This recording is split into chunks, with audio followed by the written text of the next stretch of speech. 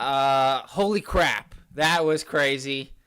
I still can't believe that game started off 2-2, and through the first 5 minutes or so, it was still 2-2. It took 3 minutes and change for Duke to score, and they still put up 93 points. It's just an unbelievable display of offense in the second half. And in the first half, I really felt like just an incredible will, determination, and fight, because it was a very physical game in the first half, really. First And half. then once Duke started to get some separation, the physicality from Wake Forest seemed to wane. And then it just became, among other things, the Cooper Flag show, then Con Knipple, then Mason Gillis. But that it was just an awesome effort and a great way for Cooper Flag to go out on senior night with his last game at Cameron. And they played so well that Spencer Hubbard and Neil Begovich and Borden got a chance to be on the court for senior night. I couldn't be more excited. It was senior night. I always get a little sad about, that's the last home game at Cameron, but I know you're going to get to the medals. I think among the possible candidates for the medals were the Cameron Crazies. I love that row of young women in the front row who all came dressed with their hair in curlers. I mean, everybody came out for this game. It was just so much. It was so much fun. But to your point, there was that stretch there where they, in the first couple of minutes, they went 3 minutes without scoring, and they finished with 93. In the second half, it's 40-27 at halftime. And Wake goes on a little run, closes it to a 7-point game, 42-35. And then Duke beat down. I don't even know what the annihilation. I don't know what it is, but then they outscored them for the duration of the second half, 49-16. It's just crazy numbers.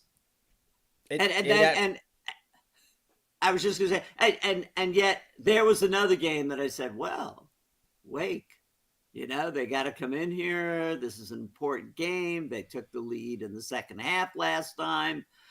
Not in our house. Not in our house. And I didn't see this coming. No, and to your point, this is a channel where we admit where we have things wrong or had things wrong. We were really far off on the score on this one. Thought it'd be a lower scoring game, and I guess we were right. On the Wake Forest side of things, we were close, but we were completely wrong with Duke. And the funny part is, it looked like we were going to be right. 5 minutes into the game, only 2 points. Wake Forest was doing what they needed to do, playing at a slow tempo, being very physical, making things difficult for Cooper Flag. They kind of showed, what the recipe has, at least people have thought, has been, especially since that Clemson loss. And then Duke, they start off 0 for 5 from the field. Con Knipple hits a mid-range shot, which was the first bucket, gets it, 2-2. And then they come back from that first segment, from that TV timeout. And they had a little bit of a different energy. And part of that, Gongba and Evans come in. And there is a sequence where Flag gets a steal. K2 leads the break, and he hits Sion, who I really felt like, it hasn't been too far. We were only, about 5 minutes in to our live stream here. But Sion James was great to start this game with his defense, his shot making. There's a number of plays that I I highlighted in my notes. Uh, One was kind of funny in that at the end of that first segment, the ref was making a foul call and he went like this and he hit Sion right in the face. But the reason I was gonna go to my notes is how I know they called it a foul. I don't think it was a foul. The block that Sion had on Efton Reed was insane. He's 6'6". He went up and he met him at the apex. I know maybe there was some contact on the body. Got a little bit on the hand and then a little bit on the body, so that I didn't like it. The work. Oh, it was an amazing challenge by Sion James, but as a foul call, I really wasn't that upset. But wait, I want to just go back to the first half because given the enormity of the win, it's not just the first segment. It's at the end of the second segment, so we're in between the second and third. So like I want to say we're almost down to 10 and a half minutes. The score is 14-13 because Salah scored again. It was 14-11, so then it was 14-13. And that's what about 10 minutes into the game. And it was, so you thought it was going to be, a real knockdown, drag out game. And then that's not what happened. No. And just before that, Evans hit a 3 when he came in. I thought that was important because the way that Duke started, it was good to have Evans come in and just bring his energy, his willingness, as we all know, to shoot the ball will never stop. I think if Isaiah Evans is 0 for 10, he will not hesitate on the 11th shot. And that's my favorite part about Isaiah Evans. And he came in, he also hit a nice drive for 2. That was, I thought his quick 5 points there were very important, but it still was a close game. It still was. Like you said, it really wasn't until after that where Duke started to get a little bit of separation. At the end of I think it's the third segment, I have it as 24-15 Duke. They started to get, a little bit more flow going on the offensive end. And that was because they were generating some turnovers. They're able to get out in transition against Wake's half-court defense, especially in the first half. They were having some difficulty getting good shots. But as it went on, Duke, clearly was able to find another gear. And the person who found another gear was Cooper Flack. Like how you go and you shift, and you go from, you go up a gear one at a time. Coop went up like, I'm going from drive to, I'm skipping everything in between. I'm just taking this over. And it was really amazing. I thought one of the things he does that he understands so well is, especially when they were double teaming and even sometimes sending a third guy, when he started to rotate back in as if he was going to go to the basket, he picks the ball up and has this uncanny ability to know. And 3 times, I think the recipient of that, and he scored, he missed a couple, was Sion James. I think that's his favorite go-to guy because he draws all the defense to him. He has a lot of confidence that if he dumps it off, I think if we go back, we'll find lots of these times when Coop is looking for Sion open on one of the wings. And he has the tendency to find Sion for 3. And then he also, Khan does it really well too. And Sion, but I feel like the Cooper to Kaman alley-oop connection, it produces the biggest highlights. But Khan found him in the second half for a nice oop. I just want to go through because you mentioned how before it's what was 40-27 at the half. Wake Forest goes on a quick 6-0 run.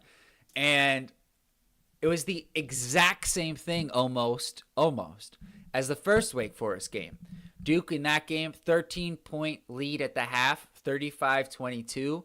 And then Wake Forest starts the second half with a 17-1 run, which gave them the lead. It seemed like Wake Forest might be able to win. Not 17-1, 7-1. No. This is the first game. I'm talking about the first game. Right. Yeah. Okay. Right. Okay. And then what happened was between Mason Gillis and Cooper Flagg, they were able to settle down Duke and get going. And Cooper, had some important buckets in that first game. Today, Cooper did not wait around for that to turn into a 17-1 run. He stopped it at 6-0 with a personal 7. I think it was. Well, he had 7 straight points. It was an offensive rebound, reverse layup. Then he hit the nice fadeaway jumper over Spillers. Then he hit the one dribble pull up going to his left. And the other thing about Cooper, he might be right-handed, but it seems like every time he's going left, he finishes with his left hand incredibly well. He likes to go to that one dribble pull up to the left. It's like I almost feel like you want him to go right because he seems more comfortable going left. Well, it was funny because they made a point, the announcers, of saying that when they were talking to Coach Steve Forbes says, we're going to make him go to his weak side. We're going to make him go to his left. And the announcer said, I don't know if that's a really good idea. I mean, I don't know that he has a weak side. Boy, I'm going back and I'm quickly going through the greats. If he's going, yes, it appears as if he favors his right hand. I have no problem when he's going to his left. I don't even know if that's true. I mean, I would love to see the numbers. I'm sure there's some site you could probably pay for and figure that out. But in my mind, it's like every time he goes to the rim, unless it's a dunk, he finishes with his left hand. And he's just so he has, and then he also had one where he got fouled where it was like wasn't a floater, but kind of like a push shot with that left hand from about 6 to 8 feet, and then he converted. He's just really comfortable using his left hand, which makes guarding him a nightmare. Because what do? You send a double team, as you said. He kicks out, he finds Sion or Khan or Tyrese. You don't send a double team, he's probably going to beat you off the dribble, and then your big guy has to step up. He finds Kaman, for a dump-off pass or an alley-oop. He's just such a nightmare matchup unless you have a 6'7", 6'6", maybe 6'8" guy who's a strong, really athletic defender who might be able to slow him down one-on-one. And Spillers in the first matchup did a better job, but today, Cooper was too much. And you said something in our preview. You said, while it might be the same two teams, how much better is Duke now than they were when they played the first time? And I went back through, they were on a 12-game winning streak. They had beat a bunch of teams by 20-plus points. But I think you're spot on. Like, it is a totally different Duke team than that first matchup. And the way they responded to the physicality in the first half and the way they responded to the start that Wake Forest had in the second half really shows the toughness and the resiliency that they've been able to develop, since that Clemson loss. They've just been at a whole nother level. So one of the other things was as the game went on and I was, just sort of watching the TV and I'm going, okay, there's the starting lineup. It's Mal, it's Coop, it's Khan, it's Sion and Evans. And I said, wait a minute. That's not Evans. That's Proctor.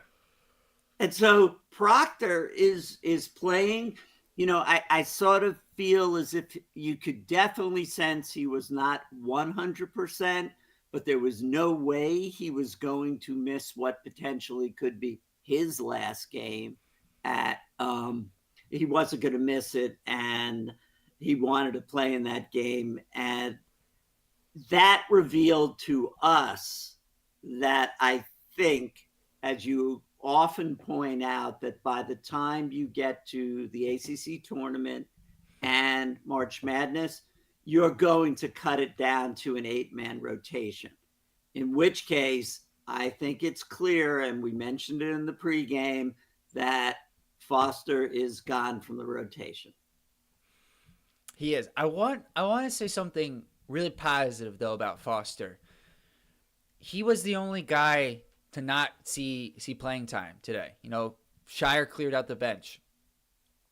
And a lot of guys, especially somebody who started the year as a starter and saw his minutes decline, even though the team is obviously really connected and positive, a lot of guys, 90% of guys, would be at the end of the bench, maybe a clap, right? But, in their own head, probably a bit depressed. And I can't say I saw Foster the whole game. But at the end of the game, Neil Begovic hits, he has that step through layup, and the whole bench is up, and they have their left hand, right? And so is Caleb Foster, and he's celebrating, he's doing this, right? I think that says a lot about Caleb Foster, the person. Well, he certainly had a tough year, Caleb Foster, the player. I think that really says a lot about him as a person, that he's not sulking. He's not upset that he didn't get to play in this game. He's celebrating with the rest of the team. And so, on a day where we're celebrating Duke, and you're right, he's probably not going to be part of the rotation moving forward. I think I want to give him credit for him being just a great teammate from what we could see. I think two things could be true at the same time. I think that is great, but the decline of Caleb Foster is a storyline of this Duke team. In which case, do I think that Caleb is going in the transfer portal to try to find a team? Wait.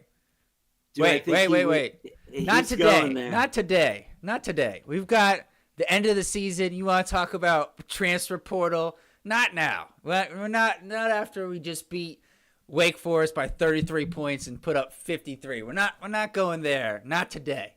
All right?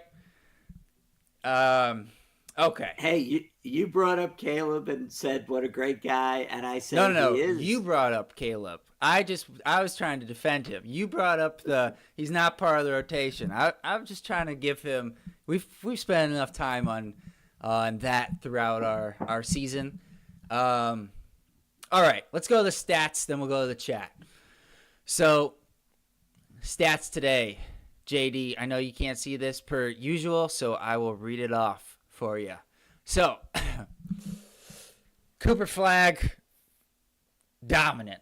28 points, 8 rebounds, 7 assists, 2 steals, 3 blocks. He was 10 of 16 from the floor, 3 of 6 from 3, 5 of 6 from the free throw line. Anything you want to add on Cooper? I do.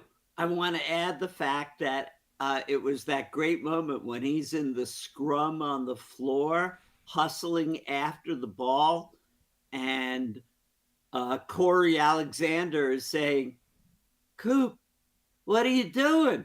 Well, you can't. You're too valuable to be there." And that is another stat about Cooper Flagg, that he is going to be part of it, even if it doesn't show up in one of the 5 big categories, that he's out there hustling like anyone else to try to get that ball. So just another stat. I don't know what you want to call it. It would be the Malik Brown stat, it doesn't really show up, but he totally dominates the game. So I guess as a quick aside, I wonder if Malik Brown is still the team leader in deflections, despite having missed around 8 games now. I wouldn't be surprised.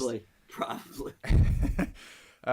Hopefully he's able to return to this team, because we'll get to Gangba in a minute, but he's he brings them to another level as good as they are, which is crazy to say. Con Knipple, 17 points, 5 rebounds, 4 assists, 2 steals. Speaking of things that don't show up on the box score, he's also everywhere. Diving for loose balls, getting deflections, stealing the ball off of, defensive rebounds. His play over the past month or so, he's gone to another level, which has coincided with this run that Duke's been on. So Jack, to that point about Khan being everywhere, we've raised that many times, that I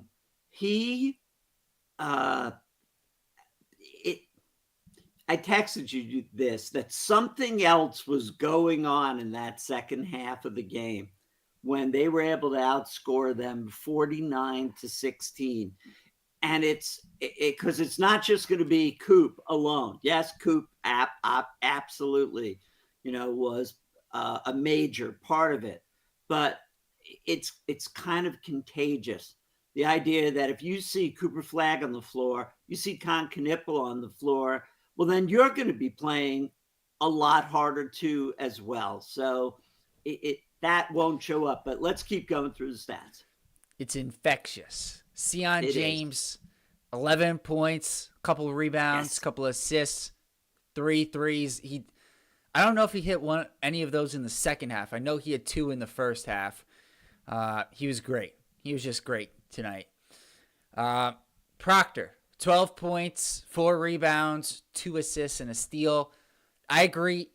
I don't know if he wasn't fully healthy, but I just didn't think he was in rhythm.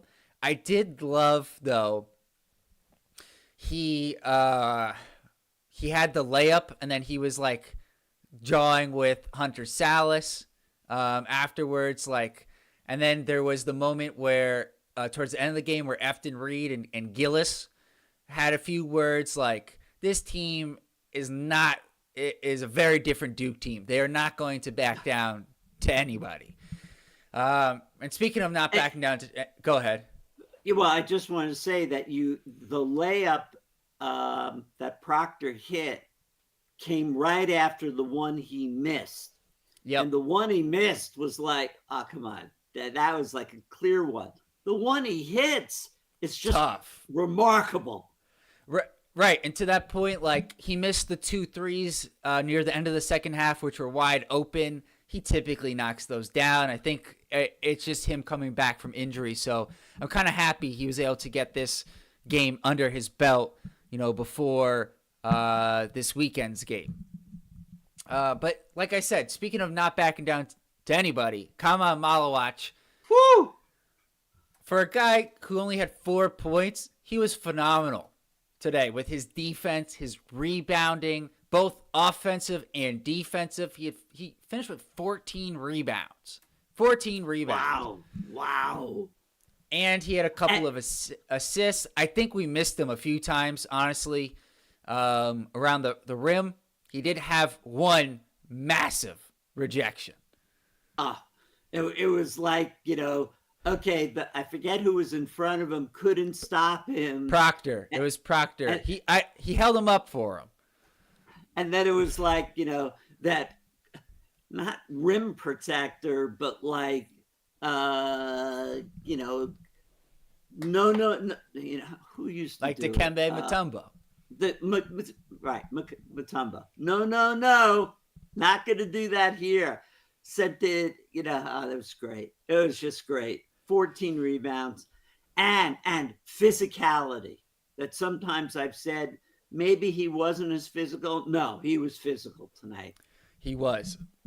Great call out. All right, our 3 main guys off the bench. Evans had 8 points, couple rebounds, and an assist. He had most of his points in the first half. He had at least 5.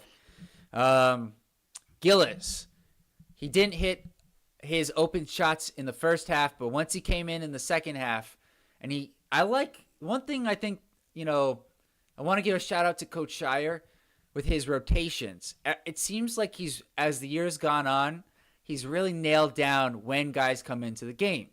So it's always, whether it was Malik Brown, now it's Gangba. It's typically that after the first segment, they come in for Mal to give him a break. And then as of late, that's when Evans comes in. And Gillis, he seems to keep coming in at like the 12:30 mark. And so I think that's really important for a veteran like Gillis. He knows when he's going to get into the game. And so he didn't hit his 2 open shots in the first half, but I thought he turned one down and found Evans for his 3 in the first half from that left break. And then when he came in the second half, the same time, he knocked down 2 threes immediately. And it seemed like he was much more willing to let him fly. And that's the exact mindset we need from Mason Gillis, because at some point, I think there's going to be a close game, and we're going to need Mason Gillis to do what he's done for this Duke team on several occasions, knock down big shots, make big plays. Gangba didn't score today. He actually didn't take a shot, but he had 6 rebounds, and he had a number of them where they were contested. He was fighting for loose balls. He had a steal. And so you combine Gangba and Mal, and they had 20 rebounds from the center spot, which is awesome. Begovic had his bucket. Hubbard had a steal. And that will wrap up the stats portion before we move to the chat. So, Chaz active today. Thank you to all of you guys who've been along with us on this awesome Duke season. So, first up, our guy, Lawrence Freeman. So impressed on how well we played, even though Wake wanted to make it an ugly game. 4-0 in the state of North Carolina Revenge Tour with 1 stop left. How crazy is it that we need to win that game to lock up the regular season championship? JD, any thoughts? Oh, absolutely. Lawrence Freeman, when you think about how we had so much fun with thinking we could run the table, but for the Clemson game, we're at 18-1 now, and a very good, I like our chances at UNC to finish the Revenge Tour and go 19-1, in which case, to Lawrence Freeman, we only missed it by 1. But and to your point, Lawrence, huge game. Not just Duke, North Carolina. North Carolina needs the win to help their chances at getting into the tournament. And as you said, it will lock up the regular season championship for Duke, where Clemson, they have a couple. I don't think they played tonight. They did not play tonight. They don't play these last 2 games the strongest teams in the ACC. So I expect them to win both. And I think the tiebreaker in terms of the seeding for the tournament would be head-to-head record. So Clemson would be the 1 seed if they win their last 2 games and Duke were to lose to North Carolina. So a really big game this Saturday. Not going to happen. Techman Dave, Duke pulled the belt out. Yes, as that has been common theme here. Good comment, Techman Dave. Joe M. Foster not touching the court on the last game of the season says a lot. We hashed that one out. We will definitely talk about Foster at the end of this season if he doesn't play. I think it will be a good, thought piece as to what happened with Caleb Foster. Anything you want to add there, JD? It's funny. Doesn't touch the floor. And I kind of saw that coming in the pregame, where I don't know how many more chances you're going to give him. But when you're up by 40, now that the comment is made, I'm almost going to say, give him 2 minutes out on the court so that it could be his last night in Cameron too. Yeah, I guess my thought on that in real time was that Shire didn't want to put him in that situation. Like, he's been putting him in a couple of times with like 6 minutes to go, but for the last 2 minutes, my thought was he in Shire's mind, and this is I'm stretching here, that it would be better for Foster to not play him than to put him in at that point. Don't know. Just my thought, I guess. Okay. CJ Cav, this game was full of highlights. Such a fun game to watch. The Crazies chanting, "One more year," and Cooper saying, "Run it back" was the best. Great comment, CJ. You're 100% right. I tried to highlight as many as I could, like in my notes, like put stars and stuff. We talked about a few of them already. I still think Sion blocked Reed clean, but neither here nor there. One play I think that may have gone a little bit like under the radar. Malawach saves the ball. It was going out of bounds. Duke offensively, it was an offensive rebound. He saves it from going out of bounds, dives, throws it back to Khan, who's the only guy around the basket, gets it, easy layup. Just like a hustle play from your 7'2" guy, diving to go get the ball, saving it, and Khan gets a layup. I thought that was an underrated highlight where in a game with a lot of big highlights, to your point, CJ. One more year. One more year.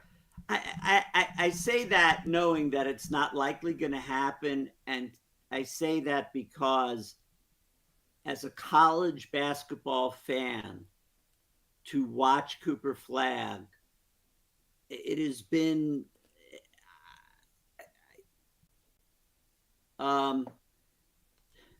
there are other Duke teams where I've enjoyed watching the players. I don't know that there is a player that I've enjoyed for the entire season, and the best is yet to come. I hear you. The Zion year was special. It was special.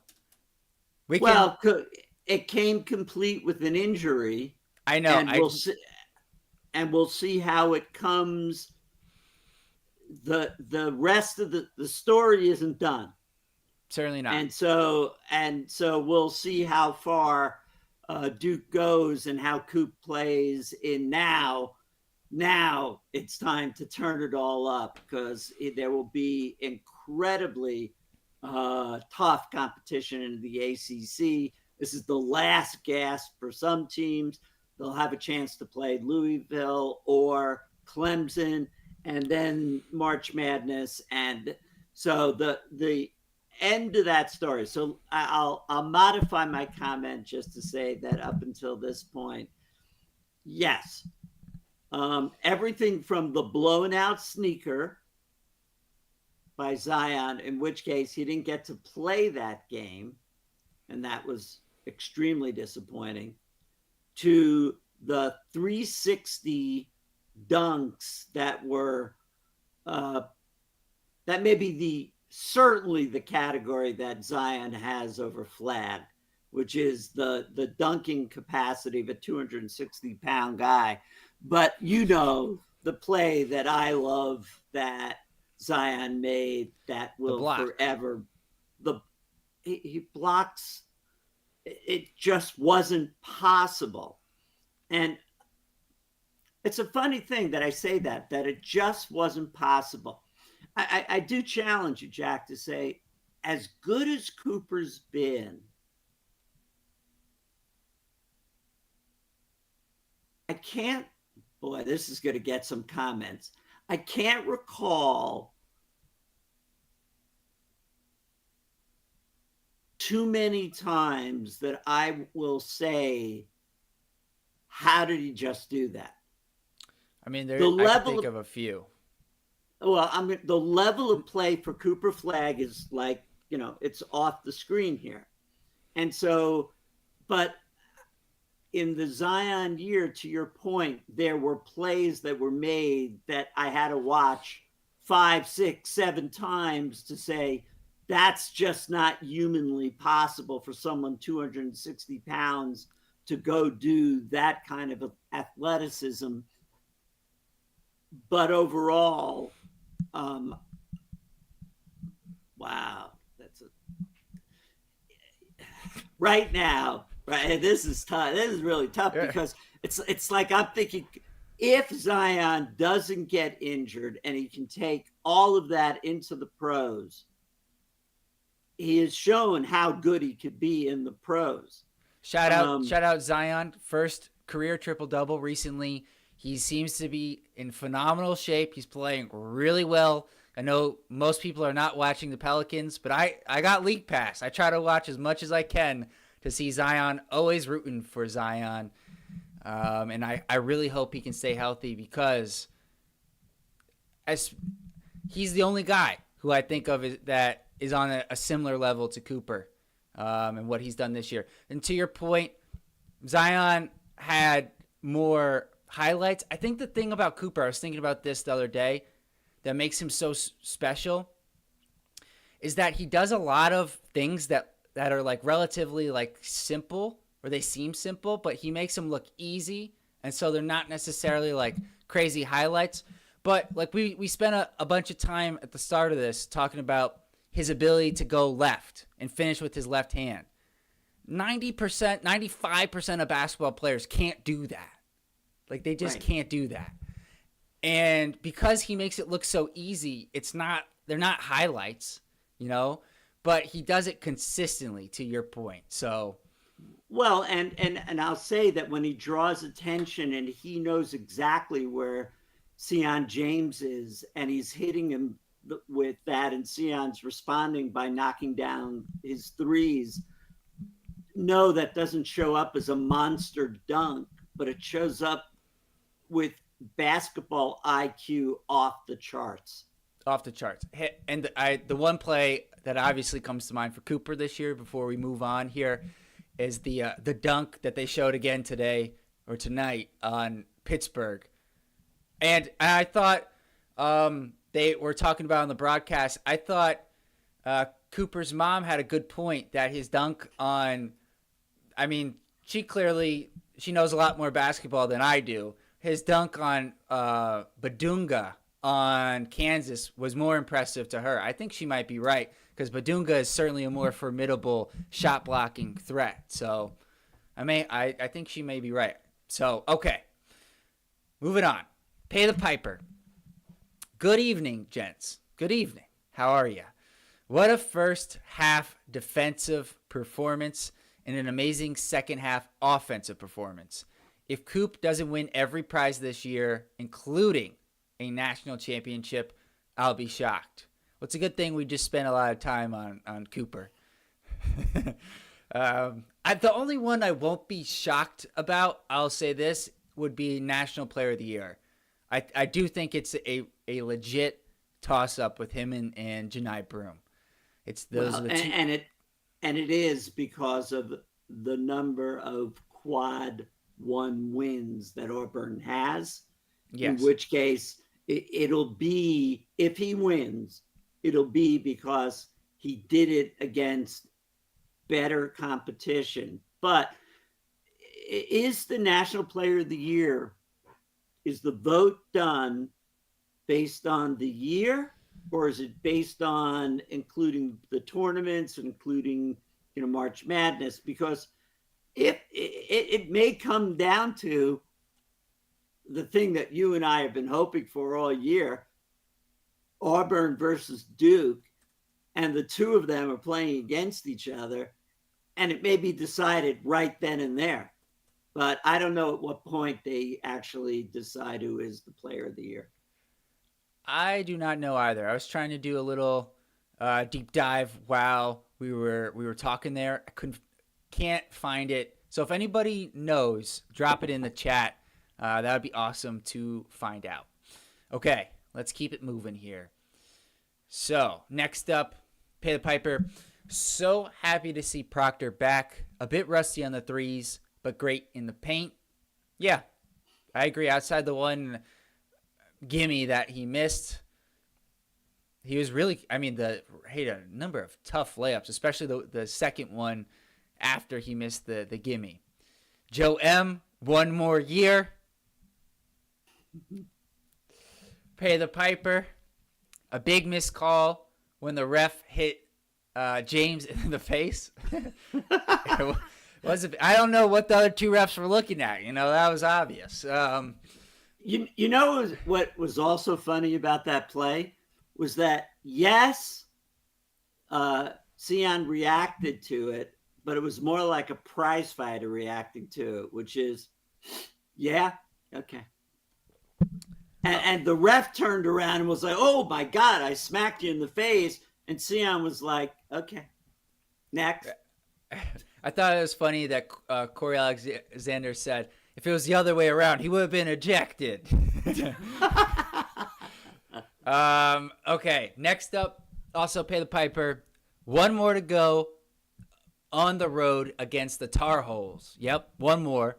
Wake is one of the first four out. I'm not sure if they're still going to be on the first four out after that.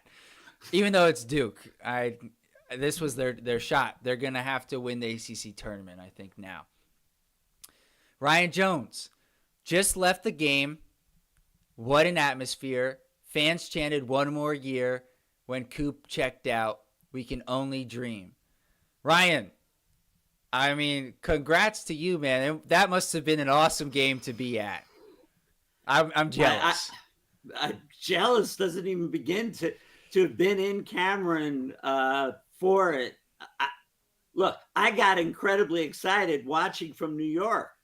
I cannot imagine what it was like to be there. You're one lucky man, one lucky guy to be there for it. So definitely jealous. Okay, the sneakerhead, I'm skipping ahead a little bit to the end of our chat. We'll circle back in chronological order here. Sneakerhead Chef says they choose National Player of the Year during the Final Four.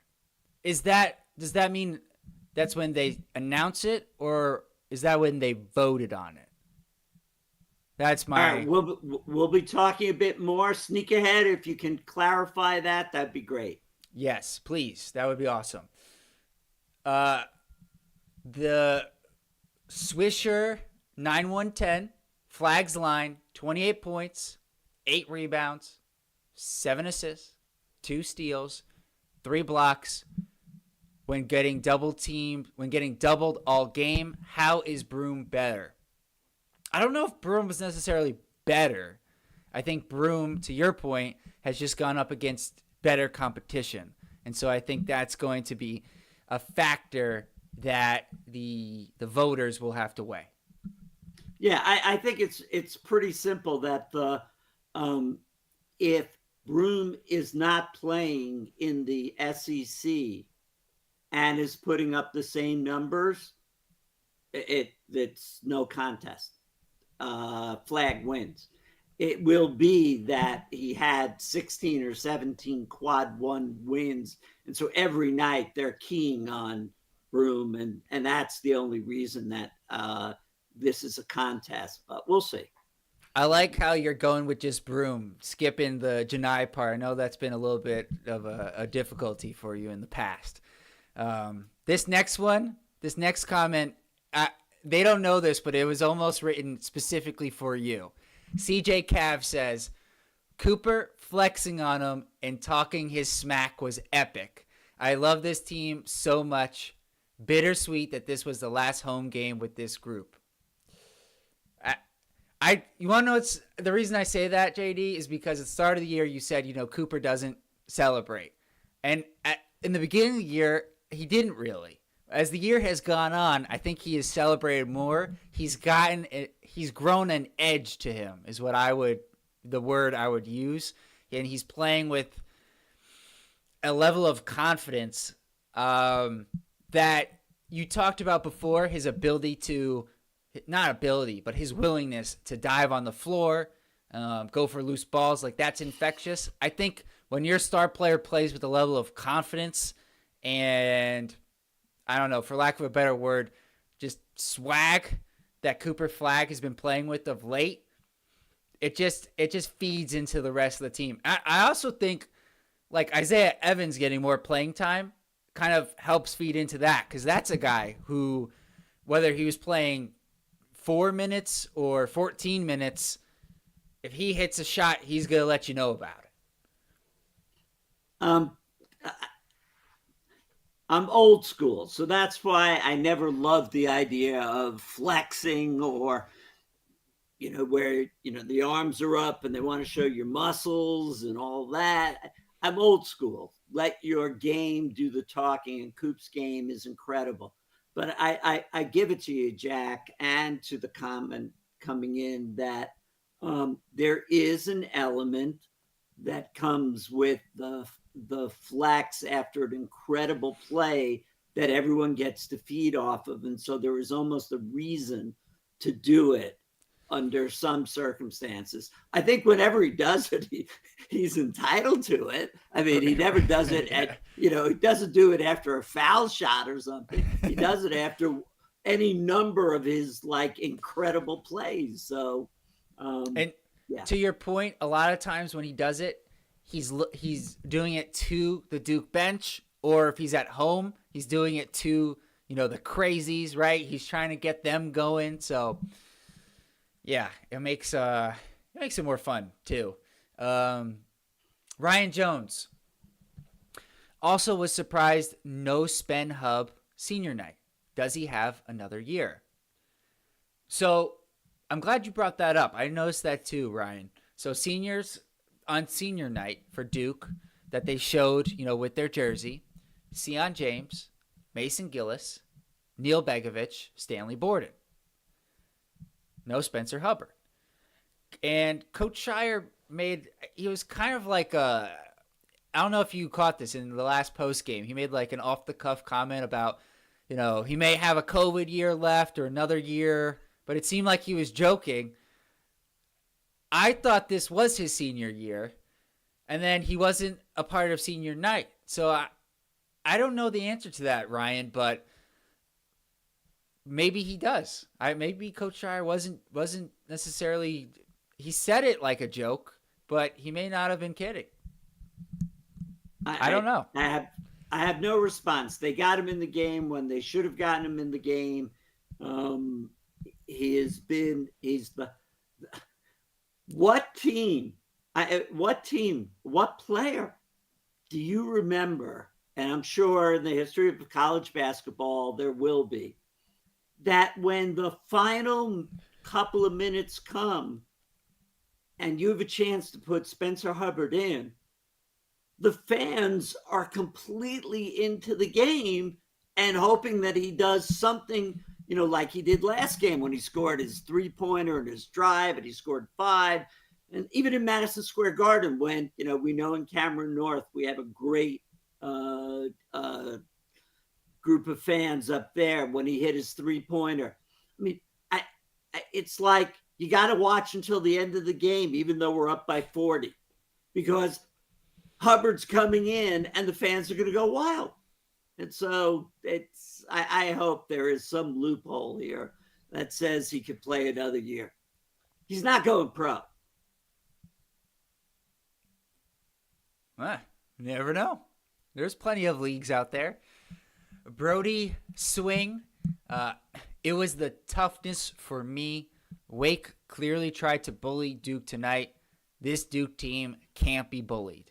This is not only the most talented Duke team ever seen, but it's the toughest. And he continued, the toughness of this Duke team will be the reason why they are cutting the Nets this month and in April. And to quote the Cameron Crazies, we are cutting the Nets. The Swisher 910. At least Proctor will be fully ready for UNC. I agree. That's something that I think was good for him to knock off the rust in this game. I mean, I thought this would be a closer game, but clearly they had the right idea. Joe M. Gillis and Proctor are going to be huge leaders during the tournament. I would also throw in Sion. Sion, yeah. They're going to be really important because as great as Khan and Cooper have been, this is going to be a different. It's a very different feel, and they just have never been in an environment like it yet. And so I think, and each game is going to be that much more difficult. And so it's great to have those guys along for the ride. All right. Wait, Jack, in which case we're pulling for Malik Brown to be able to come back and be part of this run as well. Yes. I know he wasn't, I don't think he actually got to the tournament with Syracuse. I know they didn't make it last year. I'm not sure if they made it his freshman year. I can't remember off the top of my head. But we know Mason Gillis, he went to the final last year. So he's got a ton of experience. All right. Pay the Piper. This is fun. I'll let you go first, then I'll give my answer. So Pay the Piper says medals. First, Coop. Second, Malawach. Third, Khan. Fourth, the Crazies. I might have. I hard to argue with that. I think he's got it completely right. I thought the Crazies had a terrific game tonight. And whoever made the comment that they were at the game, incredible atmosphere. It would be great to say, would he also have said that it was electric there? Had he been to other games? It sure seemed special to me. Yeah, so I think he's got the medals right. I agree. I was thinking initially I might go Khan, silver, and then Kaman, bronze, but I'm not even gonna argue with it. I think Malawach, especially against this Wake Forest team, and this is, we're 50 minutes in and I'm just getting to this, but especially against this Wake Forest team, which really struggles from three, his ability to just be a deterrent. I know he only had one block, but his rebounding and his size and physicality. I mean, Efton Reed turned into a three-point shooter in this game against Duke, and he knocked down a couple. And he hit his free throws. Yes. He missed one, I think. But I'm kind of joking to an extent, but they're just a bad three-point shooting team, so they have to score inside. And with Malawach just being there, it made things difficult, along with all of the perimeter guys doing their thing, and then Cooper would come over and block a couple of shots. So I agree, Pay the Piper. I think that's spot on. Like, comment, follow, and share. Subscribe. Peeps, thank you, Pay the Piper. You're absolutely right. If you haven't done so already, please do so. I'll say this. If you're still around and we're almost 55 minutes into our live stream and you haven't subscribed yet, what are you doing? You're a part of this. Make sure you hit the subscribe button so you can continue to be with us throughout this Duke basketball journey into March Madness. And I want to give a special shout out to everyone that commented tonight. I mean, we've been on for 50 minutes and people have put their comments in, and I know we both really appreciate that. It's so much more fun that they are willing to share our Duke experience. So thanks to all of you. And I'm glad we're not done yet. We're not done yet. We're not quite done. I'm glad you said that, because we have one person that I almost forgot to shout out, and that is Wes Midnight Assassin, who picked up his second win since we've started keeping track of our score predictions. So make sure for the next game you enter your score predictions on the preview.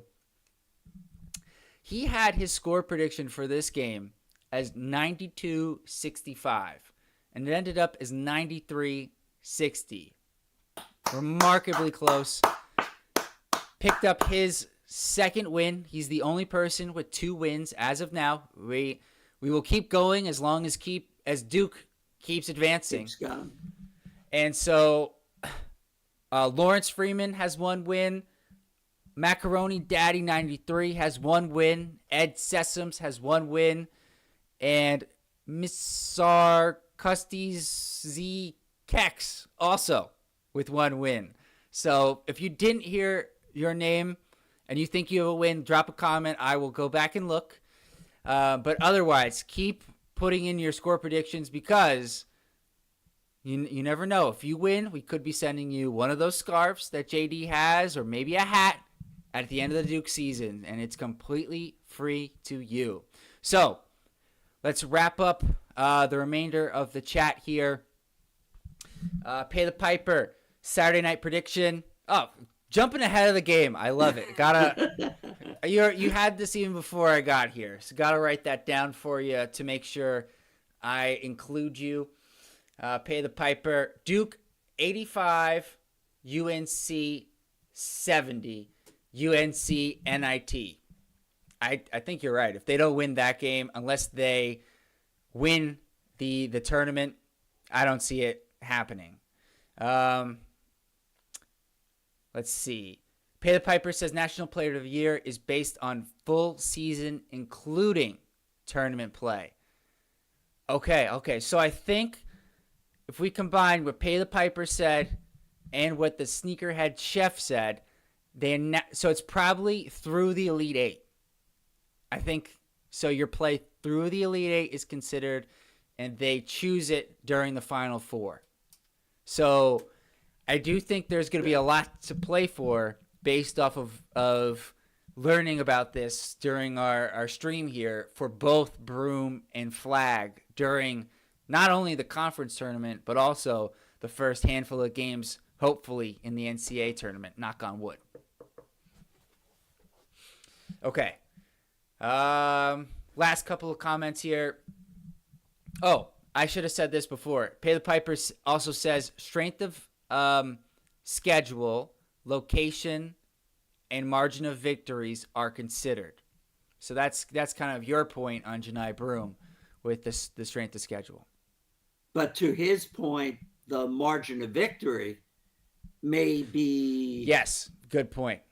Work to Coop's advantage. So it's going to be close. It's going to be close.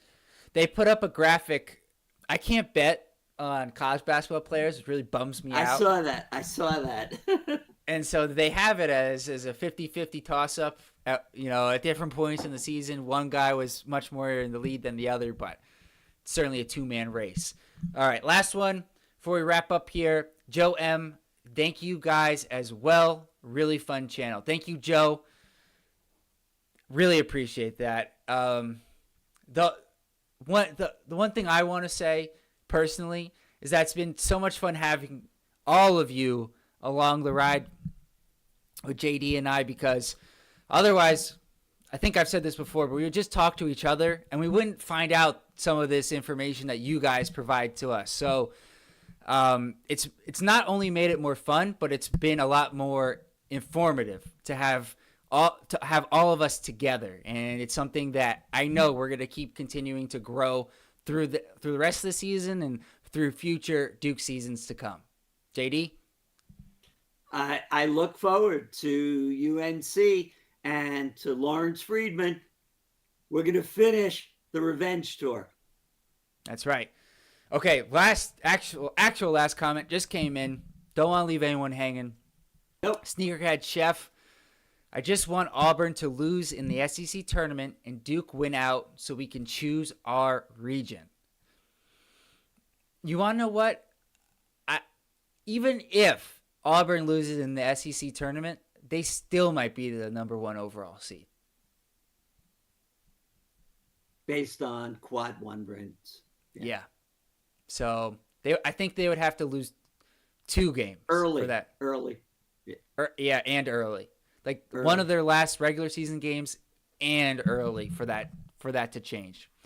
But you never know. It could happen.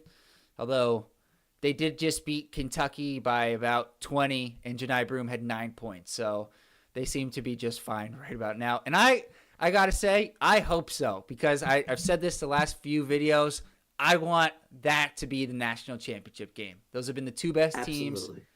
Just like last year, the 2 best teams, were UConn and Purdue. That's who met in the national championship game. I hope the same thing happens this year. So with that, we'll wrap it up.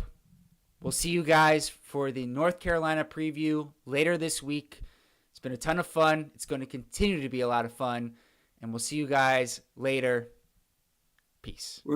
Remember to subscribe.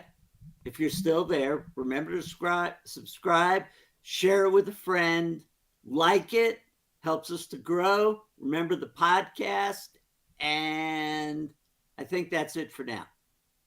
All right. See you later.